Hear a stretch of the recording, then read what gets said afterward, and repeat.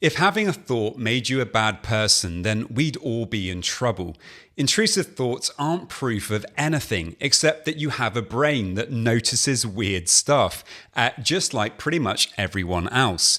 We all have random, bizarre, even disturbing thoughts sometimes. It's just part of being a person. Most people shrug them off, but if you struggle with OCD and anxiety, your brain doesn't just notice the thought, it really latches onto it and it tries to figure it out. It wants to have certainty about it. We start asking ourselves things like, what if I secretly wanted that kind of thought? And before we know what's going on, it really spirals out of control. The thing is, intrusive thoughts tend to latch onto what you care about the most, typically your values, your relationships, your identity. And because they feel so wrong, well, they feel meaningful. For me, I remember having this horrendous thought when I was kind of 17 years old and I was sat around the dinner table. What if I lost control here and hurt somebody? What if I picked up a knife or something like that?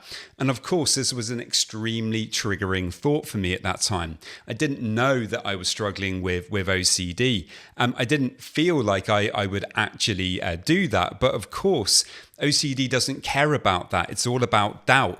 And now that doubt was there in my mind. What if actually I wanted to do that? What if I could do that? What if I'm now a dangerous person and I shouldn't be around my family anymore? And of course, these kinds of questions are horrible and they make you feel awful about yourself. They make you feel that you need to ruminate. You need to kind of figure it out. You need to perform all of these compulsions so that you have certainty, so that you can prove that nothing bad is going to happen. Just a quick note, if you're dealing with this and want support, I offer a free discovery call where we can talk through what's been keeping you stuck and what you can start doing about it. There's a link in the show notes, or you can head over to robertjamescoaching.com. Here's the thing, intrusive thoughts aren't windows into your soul.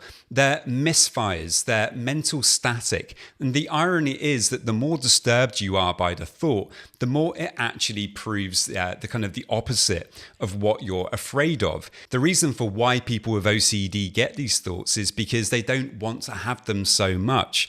They're doing everything they can to try not to think about them. But because we're doing that inadvertently, when you're trying to push something away so forcefully, well, you end up inviting it in even more. It's not that you want it, it's the absolute opposite. You're trying to do everything you can to not experience it.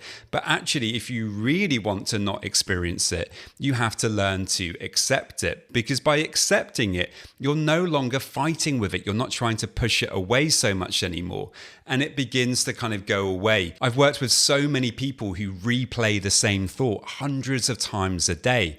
Not because they believe it, but because they're terrified that it might mean something about them. So what do you do with thoughts like this? Well, the goal isn't to stop having them. Everybody gets intrusive thoughts. It's to stop giving them so much authority over your life, to realize that they're coming from a place of us trying to resist them. And that's the only reason why they kind of come up and stick around. Instead of asking, what does this thought say about me? Try asking, what if this thought is just noise and I don't actually need to respond to it? And this is where acceptance work, exposure work, and values come in. You're not trying to argue with the thought or disprove it in some way. You're training yourself to let it be there and to still show up for yourself. This was a real game changer for me personally. Obviously, when I first started to experience intrusive thoughts, I found them terrifying. I really kind of thought, well, maybe this means I'm a terrible person. I really associated myself with it. I went down so many different rabbit holes trying to have certainty that I wasn't this bad person.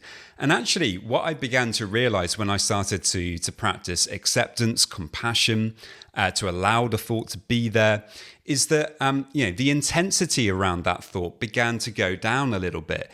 It didn't disappear altogether initially, but when I stopped trying to fight with it, when I stopped trying to prove that it was wrong, I started to get this kind of deeper sense of realization that I already knew that it was wrong. I didn't have to have 100% certainty about that, but I began to feel more certain because I wasn't demanding that certainty to be there. And more, I began to be able to allow these kind of thoughts to come up and then just allow them to kind of move on again, almost like leaves passing down on a stream. As long as we don't reach out our hand and kind of hold on to that leaf and examine it and try to stare at it and understand every little part of it, well, it is going to move on past. It is going to go down that stream. But the moment that we stop and we say, no, I have to figure this out. I need to have certainty that, it's not coming from a bad place, or that it's not this or it's not that, then we're going to find ourselves getting more and more stuck in that OCD trap. So if you're having thoughts that make you question who you are, try to take this in. You're not your thoughts. You're the one observing your thoughts. And the fact that you're distressed by them means that you care. And that's not a flaw, that's a strength. One other thing to point out here, though, is obviously what you're trying to do is you're trying to learn to not care about those thoughts so much in the future. That doesn't mean that you're accepting the content of those thoughts. What you're accepting is the fact that random thoughts come up. You're absolutely not accepting the content, whether you find those thoughts horrendous. That is not what we're talking about here.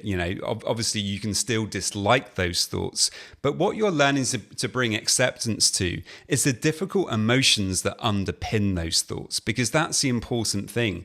The anxiety, the shame, the guilt, whatever it is that you're experiencing, the uncertainty, trying to allow those difficult emotions to be there and to recognize that these thoughts don't mean anything.